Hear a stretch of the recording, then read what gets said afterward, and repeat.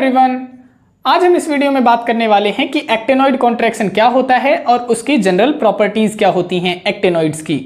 उससे पहले अगर आप चैनल पे नए हैं तो चैनल को लाइक कीजिए, शेयर कीजिए और चैनल को सब्सक्राइब कीजिए। तो चलिए शुरू करते हैं आपके अपने टॉपिक के साथ में कि एक्टिनॉइड कॉन्ट्रैक्शन क्या होता है। देखो, कॉन्ट्रैक्शन का मतलब होता है सिकुड़ना, मतलब किसी का साइज छोटा होना।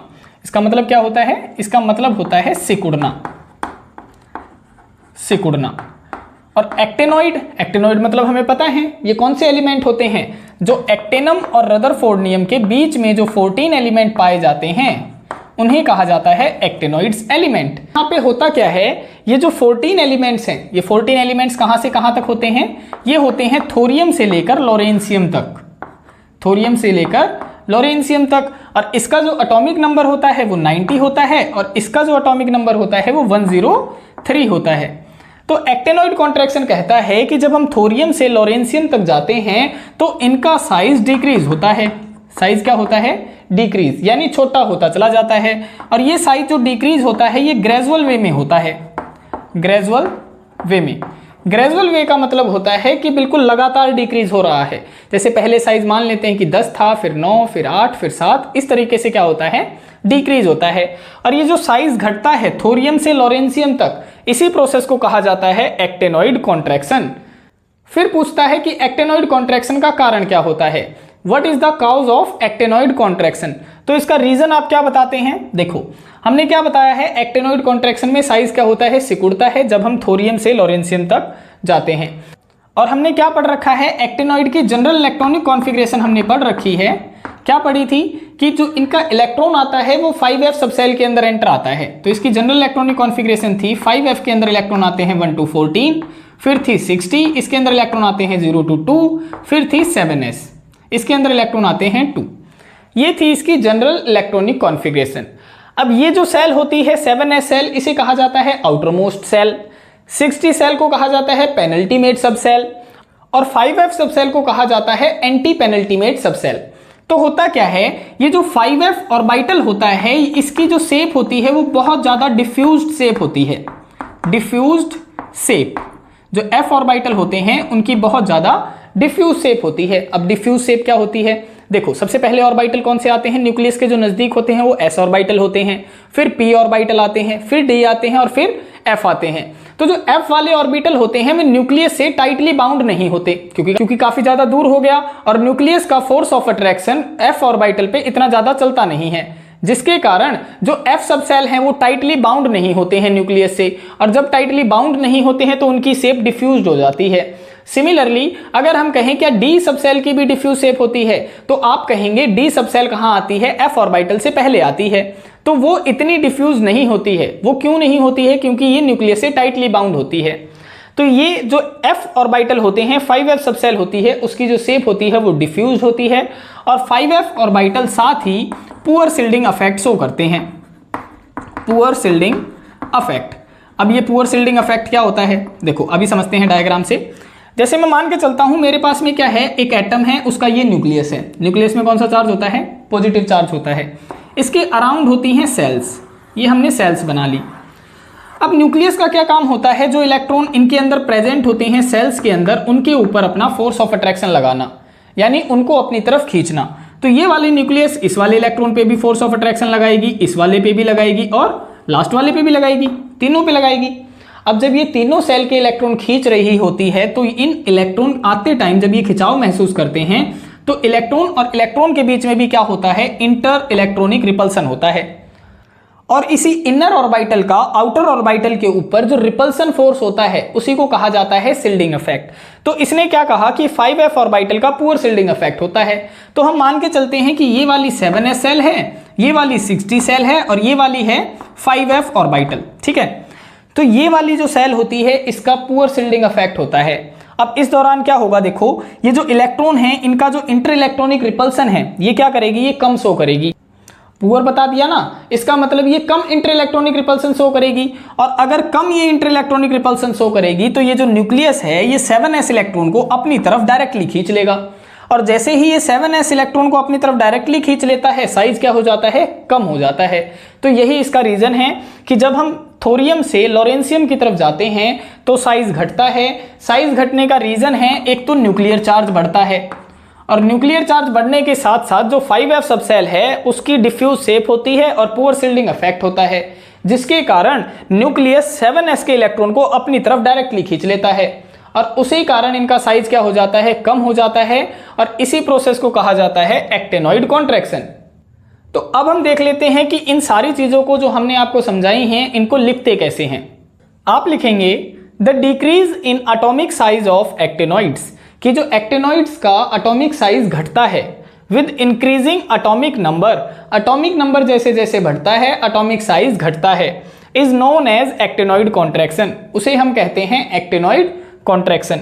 सेकंड पॉइंट वो कहता है कि जो एक्टेनॉइड कॉन्ट्रैक्शन होता है ये लेंथेनॉइड कॉन्ट्रैक्शन से ज्यादा होता है।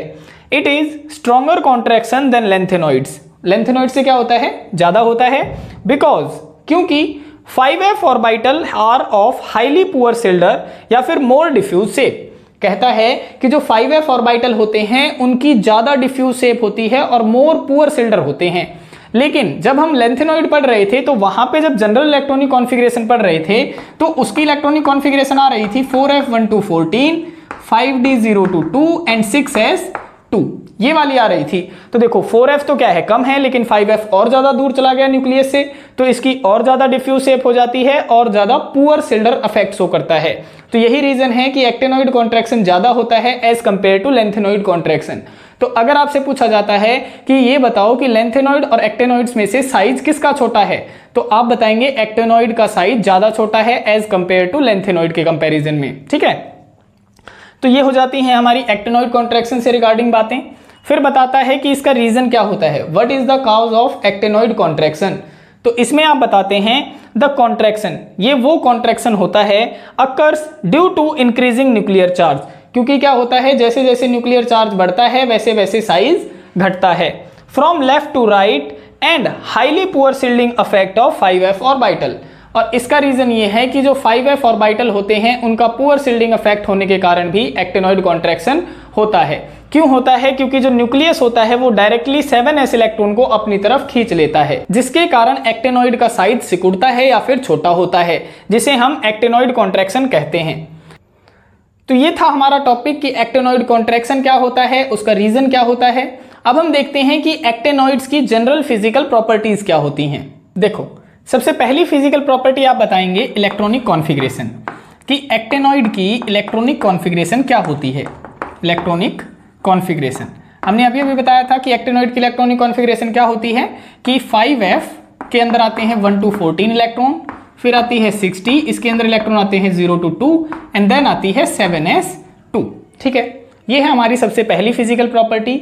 सेकंड जो हमारी फिजिकल प्रॉपर्टी है वो है एटॉमिक साइज के रिगार्डिंग, कि एक्टेनॉइड का एटॉमिक साइज कैसे घटता है। तो हमने अभी अभी पढ़ा है, एक्टेनॉइड कॉन्ट्रैक्शन हमने पढ़ा है, उसके अंदर हमने क्या बताया था कि जैसे ही हम लेफ्ट टू राइट जाते हैं सीरीज के अंदर, जैसे ही हम लेफ्ट टू राइट जाते हैं साइज क्या होता है, घटता है। और साइज क्यों घटता है, क्योंकि न्यूक्लियर चार्ज बढ़ता है, और न्यूक्लियर चार्ज बढ़ने के साथ साथ poor shielding effect of 5f orbital भी होता है। तो यहां पे आप क्या लिखेंगे, क्योंकि पुअर शिल्डर इफेक्ट होता है, poor shielding effect of 5f orbital, कि 5f ऑर्बिटल का पुअर शिल्डिंग इफेक्ट भी होता है, जिसके कारण साइज घटता है। और इस साइज के घटने को हम क्या कहते हैं, हम कहते हैं एक्टेनॉइड कॉन्ट्रैक्शन।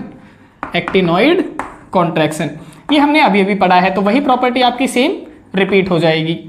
तीसरी हमारी प्रॉपर्टी है कॉम्प्लेक्स फॉर्मेशन एबिलिटी। तीसरी प्रॉपर्टी क्या है, कॉम्प्लेक्स फॉर्मेशन एबिलिटी, ये हमारी तीसरी प्रॉपर्टी है। अब देखो, कॉम्प्लेक्स फॉर्मेशन एबिलिटी में आप क्या बताएंगे, आप बताएंगे कि जैसे जैसे हम लेफ्ट टू राइट जाते हैं साइज क्या होता है, घटता है, और साइज जब घटता है तो कॉम्प्लेक्स फॉर्मेशन टेंडेंसी बढ़ती है। यही सेम प्रॉपर्टी हमने लेंथेनॉइड में भी पढ़ी थी कि वहां पे भी क्या हो रहा था, लेफ्ट टू राइट जाने पर साइज कम हो रहा था, और साइज कम होता है तो कॉम्प्लेक्स फॉर्मेशन एबिलिटी बढ़ती है। सिमिलर केस यहाँ पे होता है कि जैसे ही हम लेफ्ट टू राइट जाते हैं तो साइज तो कम होता है लेकिन कॉम्प्लेक्स फॉर्मेशन एबिलिटी बढ़ती है। लेकिन अब क्वेश्चन ये आ जाता है, ये तो हम सीरीज के बारे में बात कर रहे हैं, लेकिन जब इसका कंपैरिजन किया जाएगा कि एक्टेनॉइड ज्यादा कॉम्प्लेक्स बनाते हैं या लेंथेनॉइड ज्यादा कॉम्प्लेक्स बनाते हैं, तो इसमें आप बताएंगे कि एक्टिनॉइड ज्यादा कॉम्प्लेक्सेस बनाते हैं, क्योंकि अभी अभी हमने बताया कि एक्टिनॉइड कॉन्ट्रैक्शन जो होता है वो ज्यादा होता है as compare to lanthanoid contraction. और अगर एक्टिनॉइड कॉन्ट्रैक्शन ज्यादा हो रहा है इसका मतलब साइज और ज्यादा कम हो रहा है, और साइज और ज्यादा कम हो रहा है इसका मतलब कॉम्प्लेक्स फॉर्मेशन एबिलिटी और ज्यादा हो रही है। तो इन्हीं सारी चीजों को आप लिखेंगे कैसे, आप लिखेंगे the actinoids are better complex forming elements, कि एक्टिनॉइड्स जो होते हैं वो बेटर कॉम्प्लेक्स फॉर्मिंग एलिमेंट्स होते हैं due to high charge density. High charge density का मतलब है कि ये वेरिएबल ऑक्सीडेशन स्टेट शो करते हैं। हमने लेंथेनॉइड में कितनी वेरिएबल ऑक्सीडेशन स्टेट देखी थी कि लेंथेनॉइड केवल +2, +4 और +3 ऑक्सीडेशन स्टेट शो कर रहे थे, लेकिन जो एक्टिनॉइड्स होते हैं ना, एक्टिनॉइड एलिमेंट, वो वेरिएबल ऑक्सीडेशन स्टेट शो करते हैं। हम इससे आगे वाली प्रॉपर्टी में देखेंगे कि कितनी ऑक्सीडेशन स्टेट वो शो कर सकते हैं। फिलहाल आप इतना याद रखें कि जो एक्टिनॉइड होते हैं ना वो हाई चार्ज डेंसिटी शो करते हैं, जिसके कारण भी क्या होती है, एक्टिनॉइड की जो कॉम्प्लेक्स फॉर्मेशन एबिलिटी होती है वो बढ़ती है। और दूसरा रीजन आप ये भी बता सकते हैं कि इनका स्ट्रॉन्गर कॉन्ट्रैक्शन होता है साइज के अंदर। अभी भी बताया था ना कि एक्टिनॉइड कॉन्ट्रैक्शन ज्यादा होता है as compare to lanthanoid contraction के कंपैरिजन में। तो ये भी रीजन हो सकता है कि ये एक्टिनॉइड जो होते हैं वो ज्यादा कॉम्प्लेक्स बनाने की क्षमता रखते हैं एज कंपेयर टू लेंथेनॉइड्स। तो ये थी हमारी प्रॉपर्टी नंबर 3। अब हम देखते हैं नेक्स्ट प्रॉपर्टी। 4th प्रॉपर्टी आपकी ऑक्सीडेशन स्टेट। अब इसमें आप क्या बताएंगे, जैसे अभी अभी बताया कि जो एक्टिनॉइड्स थे वो हाई चार्ज डेंसिटी शो कर रहे थे। इसका रीजन ये है कि जो एक्टिनॉइड होते हैं वो ज्यादा वेरिएबल ऑक्सीडेशन स्टेट शो करते हैं। और ऑक्सीडेशन स्टेट वेरिएबल क्यों शो करते हैं ये, क्योंकि ये वाली जो सेल्स होती हैं, देखो हमने क्या बताया था, इसे हम आउटर मोस्ट सब सेल कह रहे थे, इसे हम पेनल्टीमेट सब सेल कह रहे थे, और इसे हम एंटी पेनल्टीमेट सब सेल कह रहे थे। तो इसका जो रीजन होता है वेरिएबल ऑक्सीडेशन स्टेट शो करने का, इसमें पेनल्टीमेट और एंटी पेनल्टीमेट सब सेल में बहुत ही स्मॉल एनर्जी गैप होता है, बहुत ही स्मॉल एनर्जी गैप होता है, जिसके कारण जो एक्टिनॉइड्स हैं वो वेरिएबल ऑक्सीडेशन स्टेट शो करते हैं। अब हम देखते हैं कि एक्टिनॉइड्स के अंदर कौन कौन से element variable oxidation state show करते हैं। तो आपको पता होगा एक्टिनॉइड्स की हमने ट्रिक क्या बताई थी, देखो हमने ट्रिक बताई थी, थोड़े पापड़ और नापो, पुराने आम कम बिकेंगे, काफी ऐसे फरमाओ, मैडम नाश्ता लाओ। इस तरीके से हमने इसको याद करने की ट्रिक बताई थी। तो इनमें जो ये थोरियम होता है ये +4 ऑक्सीडेशन स्टेट शो करता है, और ये जो प्रोटेक्टेनम होता है ये शो करता है +3, +4 और +5 शो करता है। यूरेनियम शो करता है +3, +4, +5 एंड +6 तक शो करता है। नेपच्यूनियम शो करता है +3, +4, +5, +6 एंड +7 तक शो करता है। और ये जो प्लूटोनियम होता है ये +3, +4, +5, +6 और +7 तक ये ऑक्सीडेशन स्टेट शो करता है। अमरीशियम +3 और +4 तक शो करता है। ये जो क्यूरियम होता है ये भी +3 और +4 तक ही शो करता है। बर्केलिनियम होता है ये करता है +3 तक शो, और इससे आगे जितने भी हमारे एलिमेंट्स रह जाते हैं ये सारे के सारे +3 ऑक्सीडेशन स्टेट ही शो करते हैं। तो यहाँ पे हमको क्या दिखाई दे रहा है कि जो एक्टिनॉइड की जो आधी सीरीज है वो तो वेरिएबल ऑक्सीडेशन स्टेट शो कर रही है, और जो आधे से आगे की जो सीरीज है वो वेरिएबल ऑक्सीडेशन स्टेट शो नहीं कर रही है। तो इसमें आप बताएंगे कि जो शुरू वाली सीरीज होती है, जो आधी सीरीज होती है, उसमें पेनल्टीमेट और एंटी पेनल्टीमेट सबसेल के बीच में बहुत ही स्मॉल एनर्जी गैप होता है, जिसके कारण ये वेरिएबल ऑक्सीडेशन स्टेट शो करते हैं। अब ये जो हायर ऑक्सीडेशन स्टेट होती है, देखो ये वाली जो ऑक्सीडेशन स्टेट है ये क्या करती हैं, ये ऑक्सो आनायंस बनाती हैं। हायर ऑक्सीडेशन स्टेट वाले जो एलिमेंट्स होते हैं वो ऑक्सो आनायंस बनाते हैं। और ऑक्सो आनायंस हमने क्या बताया था कि ये क्यों स्टेबल होते हैं, तो इसके 2 रीजन हमने बताए थे। एक तो ये D pi p pi bond बना लेते हैं, और दूसरा हमने बताया था कि ये रेजोनेंस प्रोसेस शो करते हैं। ये 2 ही रीजन की वजह से ये जो ऑक्सो आनायंस बनाते हैं वो ज़्यादा स्टेबल होते हैं। तो अब हम देखते हैं कि ये जो हमने ऑक्सीडेशन स्टेट वाली प्रॉपर्टी पढ़ी है इसमें लिखना क्या क्या होता है। आप लिखेंगे the initial half of the actinoid, कि जो आधी एक्टिनॉइड की सीरीज थी शोज वेरिएबल ऑक्सीडेशन स्टेट। ये क्या कर रही थी, वेरिएबल ऑक्सीडेशन स्टेट शो कर रही थी। क्यों कर रही थी, due to small energy gap between 5f and 6d shell, कि ये जो 5f और 6d सेल होती है इनमें स्मॉल एनर्जी गैप पाया जाता है, इसीलिए आधी series variable oxidation state show करती है। सेकंड पॉइंट में आप क्या बताएंगे कि हाइयर ऑक्सीडेशन स्टेट फॉर्म ऑक्सोनाइंस, कि जो हाइयर ऑक्सीडेशन स्टेट होती हैं वो ऑक्सोनाइंस बना लेती हैं, which are stable by d pi p pi bond. और जो क्यों स्टेबल होती है, d pi p pi bond की वजह से स्टेबल होती है, ये हम बार बार बता चुके हैं। हमने लेंथेनॉइड में भी बताया था कि D pi p pi bond क्या होता है, हमने ट्रांजिशन एलिमेंट में भी बताया था।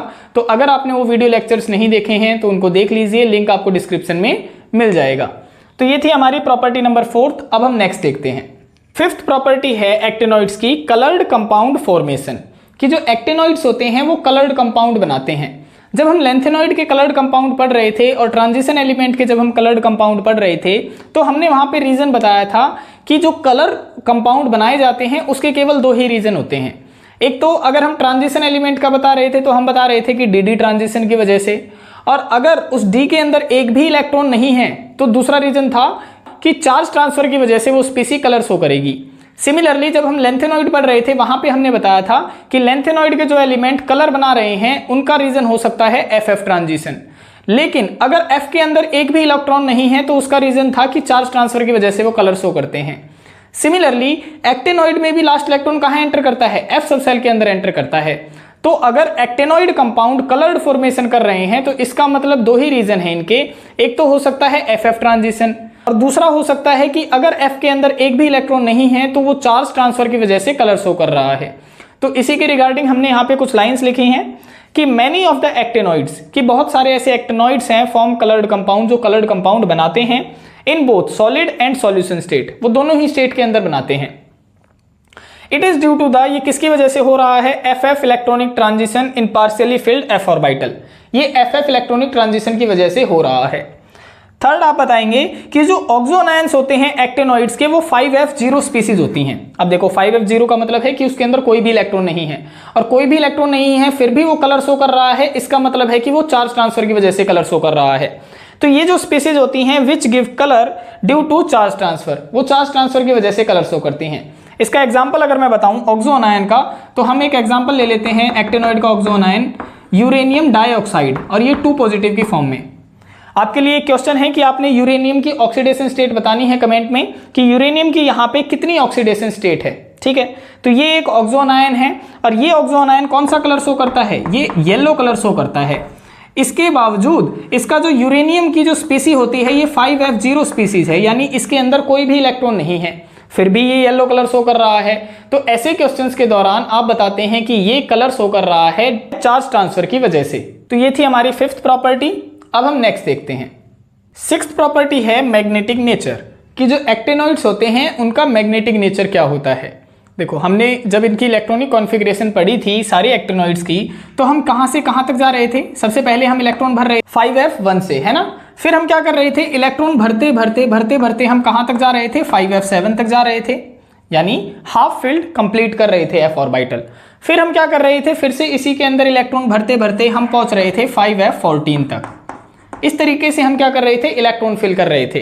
तो यहां से जब हम यहां तक पहुंचे हैं, इसका मतलब नंबर ऑफ अनपेयर्ड इलेक्ट्रॉन बढ़ रहे हैं, नंबर ऑफ अनपेयर्ड इलेक्ट्रॉन बढ़ रहे हैं। और यहां से यहां तक जब हम जाते हैं तो नंबर ऑफ अनपेयर्ड इलेक्ट्रॉन घटते हैं, क्योंकि पेयरिंग स्टार्ट हो जाती है। तो यहां पे आप क्या बताएंगे कि नंबर ऑफ अनपेयर्ड इलेक्ट्रॉन घटते हैं, ये हमने देखा था। ठीक है, तो अब जब नंबर ऑफ अनपेयर्ड इलेक्ट्रॉन बढ़ रहे हैं तो इसका मतलब कौन सा नेचर बढ़ता है, इनका पैरामैग्नेटिक नेचर बढ़ता है। तो यहां से यहां तक जब हम जाते हैं तो पैरामैग्नेटिक नेचर बढ़ता है, और यहां से यहां तक जब हम जाते हैं तो पैरामैग्नेटिक नेचर घटता है, पैरामैग्नेटिक नेचर घटता है। तो देखा जाए तो कुछ एक पैरामैग्नेटिक नेचर तो चल ही रहा है। कब तक चलता है, जब तक कंप्लीट इलेक्ट्रॉन ना भर दिए जाएं। जैसे ही कंप्लीट इलेक्ट्रॉन यानी फुल्ली फील्ड ऑर्बिटल भर जाते हैं वो डायमैग्नेटिक नेचर शो करने लग जाता है। तो यहाँ पे क्वेश्चन ये आ जाता है कि एक्टिनॉइड जो होते हैं वो सारे के सारे पैरामैग्नेटिक नेचर शो करते हैं, तो इसका रीजन क्या होता है। तो इसका आप रीजन बताएंगे due to the presence of number of unpaired electron. अब बात आ जाती है कि इनका मैग्नेटिक मोमेंट कैसे निकाला जाता है। देखो जब हम ट्रांजिशन एलिमेंट का मैग्नेटिक मोमेंट निकाल रहे थे तो हम फॉर्मूला लगा रहे थे स्पिन ओनली मैग्नेटिक मोमेंट का। वो फॉर्मूला क्या था हमारा, वो था √n × n+2 बोहर मैग्नेटॉन। ये वाला फॉर्मूला हम इस्तेमाल कर रहे थे ट्रांजिशन एलिमेंट का मैग्नेटिक मोमेंट निकालने के लिए। इसे बोला जाता है स्पिन ओनली मैग्नेटिक मोमेंट। यानी स्पिन ओनली मैग्नेटिक मोमेंट का मतलब है कि जैसे मैंने ये एटम बना दिया, अब जो इलेक्ट्रॉन है वो अपनी स्पिन के ऊपर ही घूमता रहता है, जैसे पृथ्वी हमारी स्पिन करती रहती है ना अपनी ही एक्सिस पे, और फिर पूरा चक्कर काटती है ऐसे स्पिन स्पिन करते करते, है ना। तो यहाँ पे भी क्या होता है कि जो इलेक्ट्रॉन होता है वो अपनी ही एक्सिस पे इस तरीके से स्पिन करता रहता है, इस तरीके से, और घूमता भी रहता है पूरे ऑर्बिटल के अंदर। तो यहाँ पे क्या हो रहा है, इलेक्ट्रॉन स्पिन कर रहा है, तो इसी के दौरान spin only magnetic moment generate होता है, जिसे हम इस फॉर्मूले से कैलकुलेट करते हैं। ये तो हम ट्रांजिशन एलिमेंट में कर रहे थे, लेकिन जैसे ही हम लेंथेनॉइड के अंदर आए थे वहां पे ये फॉर्मूला फेल हो गया था हमारा। और फेल होने का मतलब हमने क्यों बताया था, क्योंकि ये जो स्पिन करते हुए इलेक्ट्रॉन घूम रहा था, स्पिन करते करते इसने पूरे ऑर्बिटल का भी चक्कर काट लिया था, ये उसने पूरा चक्कर काट लिया। तो वहां पे जो लेंथेनॉइड के केस में जो हम टोटल मैग्नेटिक मोमेंट निकाल रहे थे, उसके लिए हम फॉर्मूला लगा रहे थे म्यू एस प्लस में म्यू एल। ये था स्पिन ओनली मैग्नेटिक मोमेंट जो घूम रहा था, और म्यू एल था ऑर्बिटल मैग्नेटिक मोमेंट, यानी इसके पूरा चक्कर काट लिया उसने। और जो हमारा टोटल जो फॉर्मूला निकल के आया था वो आया था ये वाला, कि mu total is equal to √4s into s plus में 1 प्लस में l इंटू एल प्लस में 1।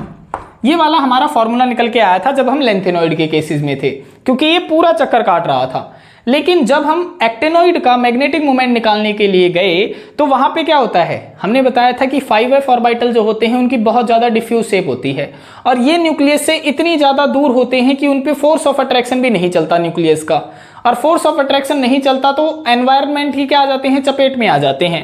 जैसे मैं कहूँ इस तरीके से सेल होती है, न्यूक्लियस है, ये सेल्स होती हैं, ये सेल्स हैं।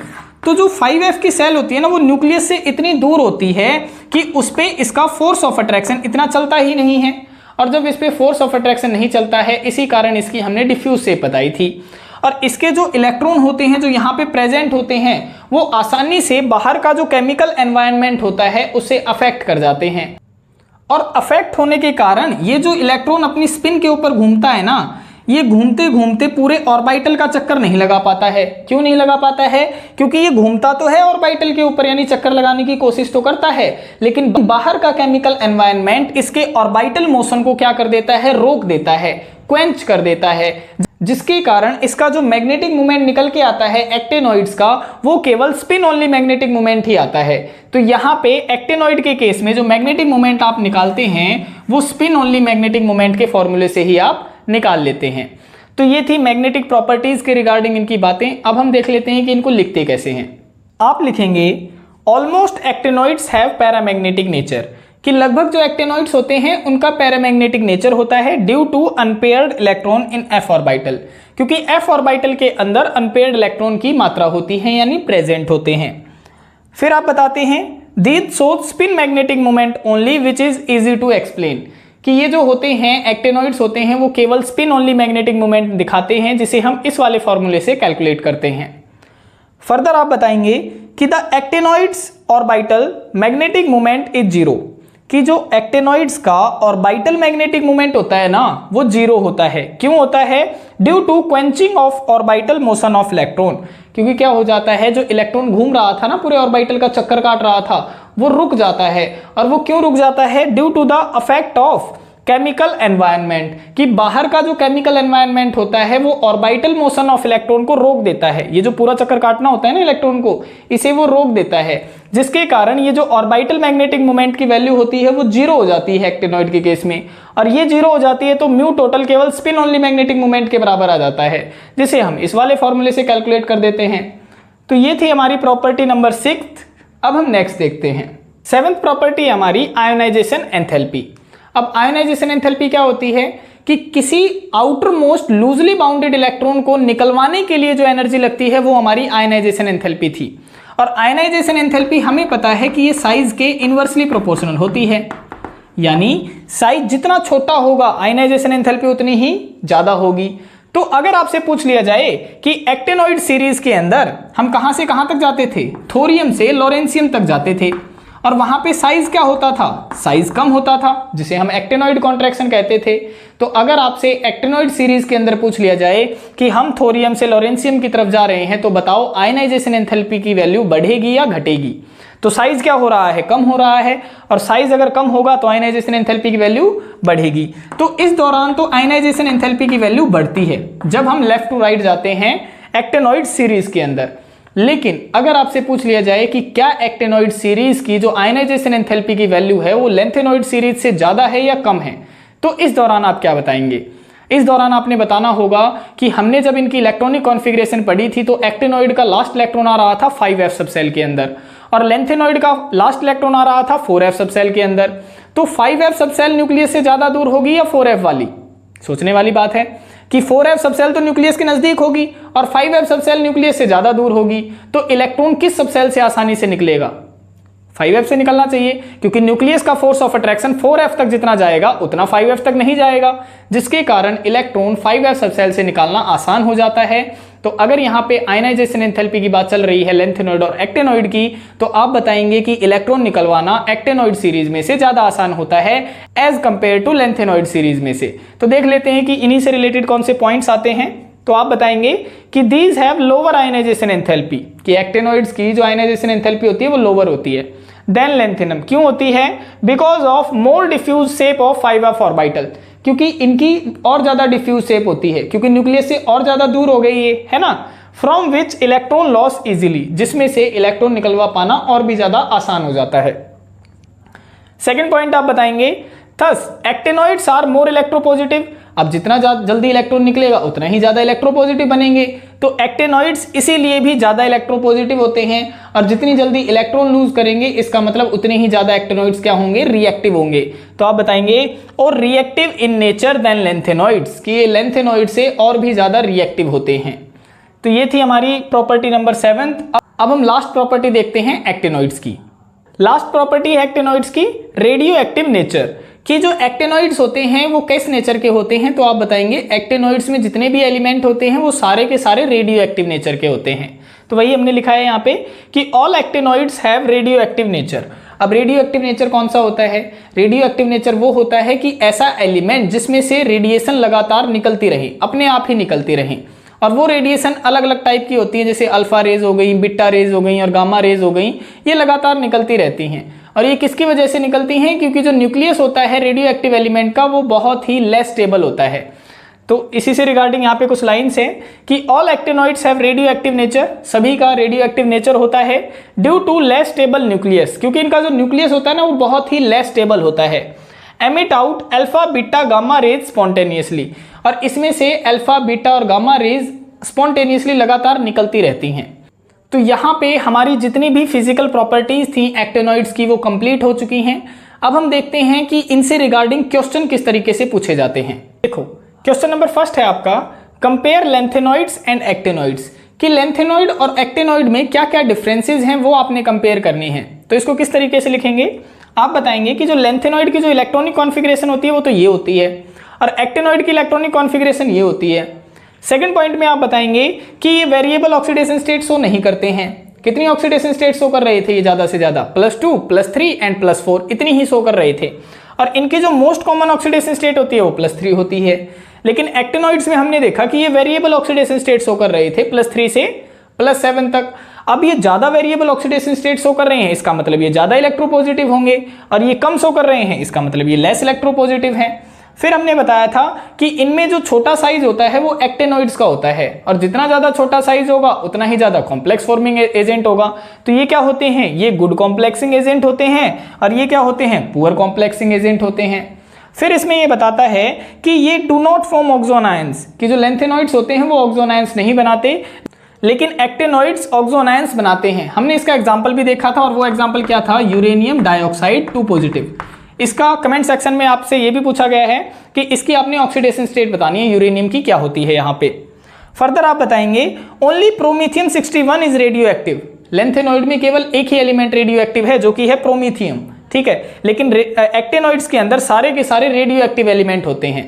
और लास्ट पॉइंट आप बताएंगे कि ये लेस रिएक्टिव होते हैं और ये होते हैं मोर रिएक्टिव। इससे रिलेटेड अगर आपको और भी डिफरेंसेस पता है तो आप हमें कमेंट सेक्शन में बता सकते हैं। अब हम देखते हैं कि इसका नेक्स्ट क्वेश्चन किस तरीके से आता है। सेकंड क्वेश्चन है आपका कि what are the similarities in lanthanoids and actinoids, कि लेंथेनॉइड और एक्टेनॉइड के बीच में क्या क्या सिमिलरिटी होती हैं। तो आपने क्या क्या बताना होता है, आप बताएंगे दे शो +3 कॉमन ऑक्सीडेशन स्टेट, कि दोनों के दोनों +3 कॉमन ऑक्सीडेशन स्टेट शो करते हैं। सेकंड बताएंगे कि दोनों के दोनों पैरामैग्नेटिक नेचर के होते हैं, हमने देखा था लेफ्ट टू राइट जब जाते हैं तो पैरामैग्नेटिक नेचर बढ़ता है। थर्ड आप बताएंगे कि बोथ फॉर्म कॉम्प्लेक्सेस, दोनों के दोनों कॉम्प्लेक्सेस बनाते हैं, दोनों के दोनों कॉन्ट्रैक्शन शो करते हैं लेफ्ट टू राइट, और लास्ट आप बताते हैं कि दोनों के दोनों इलेक्ट्रोपॉजिटिव नेचर के होते हैं। तो इस तरीके से क्वेश्चंस आते हैं। अगर आपको और भी क्वेश्चंस की प्रैक्टिस करनी है डी और एफ ब्लॉक एलिमेंट्स के ऊपर तो आप हमें कमेंट सेक्शन में बता सकते हैं, हम आप क्वेश्चंस की एक सीरीज भी लेके आएंगे, ठीक है। तो यहाँ पे आपकी D and F block unit completely finish हो जाती है। आशा है आपको पूरा लेक्चर समझ में आया होगा, और अगर आपने पिछले लेक्चर्स नहीं देखे हैं तो आप देख सकते हैं, लिंक आपको डिस्क्रिप्शन में मिल जाएगा। आज के लिए इतना ही, मिलते हैं किसी और वीडियो में किसी और टॉपिक के साथ में, तब तक के लिए बाय बाय, टेक केयर।